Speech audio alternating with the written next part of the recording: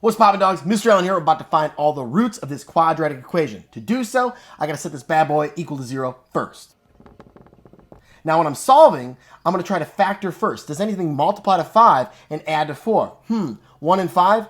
No, that adds to 6, right? They both gotta be positive here, so that's not gonna work. Which means I either need to do completing the square or quadratic formula. I'm gonna go with quadratic formula just because it's gonna work every single time and it's gonna be the same kind of process. So I'm gonna have x equals the opposite of b, plus or minus the square root of b squared, which is 4 squared, minus 4 times a times c, all over 2 times a.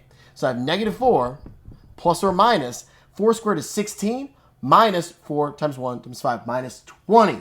So 16 minus 20, that's going to be negative 4, all over 2. Now I got to address this whole negative inside of a square root. Woo! Got to use my imaginary numbers. So I'm going to have an I, and then what's the square root of 4? That's just going to be 2. So what I have here is negative 4 plus or minus 2i divided by 2. Are we done? Not quite yet.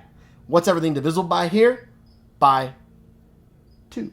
All right, so negative 4 divided by 2 is negative 2, plus or minus, and then 2 divided by 2 is just 1, so I'm just going to be left with I. We don't need to write 1i, we can just write I. That is it.